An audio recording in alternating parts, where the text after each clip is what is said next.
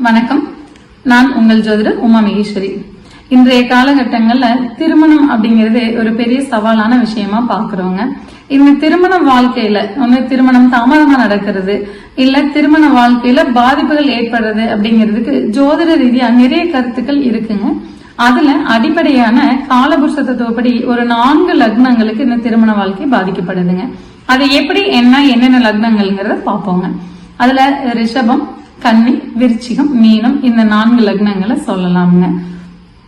இவங்களுக்கு நேரடியா 7ஆம் பாவம் 8ஆம் பாவத்தோடையும் 7ஆம் பாவம் 12ஆம் பாவத்தோடையும் கனெக்ட் ஆகிறதுனால இவங்களுடைய திருமண வாழ்க்கை பாதிக்கப்படுதுங்க. இப்போ இந்த ரிஷபம் அண்ட் மீனம் லக்னம் அதை எடுத்துக்குவாங்க. அதுக்கு முன்னாடி யாரும் இந்த 4 லக்னத்தை சேர்ந்தவங்க இதுக்காக பயந்துக்க வேண்டாங்க.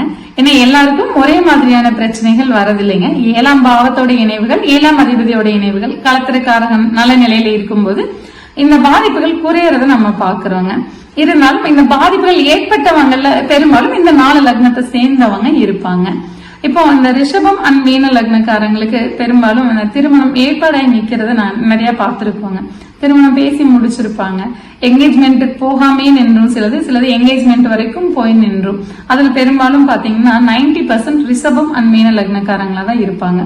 இவங்களுடைய திருமணம் பேசுற காலகட்டங்கள்ல தந்தையாருடைய உடல்நிலை பாதிக்கிறதையோ, இல்ல தந்தையார் வழியில யாரு கூடவாது சங்கடங்கள் நடந்துறதையோ, இல்ல பங்காளி வீட்டுல குறிப்பிட்டு ஒரு வீட்டார் மட்டும் இவங்களோட திருமணத்துக்கு வராம அவாய்ட் பண்றதையோ பாக்குறோங்க.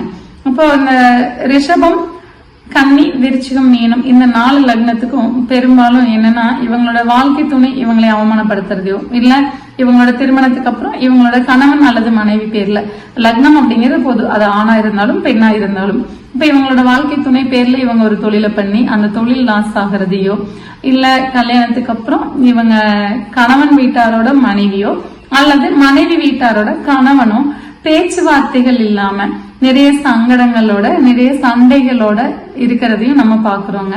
அப்ப இந்த ரிஷபம் மீனத்துக்கு திருமணத்துக்கு அப்புறம் இவங்களுடைய வாழ்க்கை துணை கணவன் அல்லது மனைவி உடல்நிலை சரியில்லாம போறதையோ, ரெகுலர் மெடிசன் எடுக்கிறதையோ, அதுக்கப்புறம் இவங்க ஏதாவது இடம் சார்ந்தோ ஏதாவது ஒரு இதுல வழக்குகள்ல மாட்டிக்கிறதையோ நம்ம பாக்குறோங்க.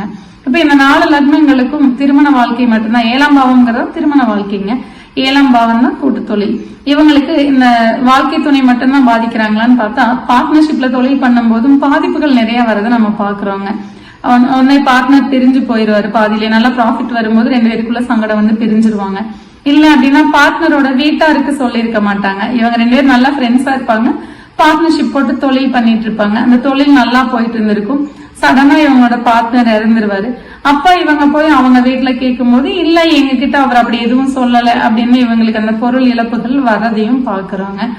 பொருள் இழப்பு அப்படிங்கிறது ஈடு செய்ய முடியற அளவுக்கு இருந்தா பரவாயில்லைங்க. அதுக்கு அதிகமா போகும்போது யாருனாலையும் தாங்கிக்க முடியாதுங்க.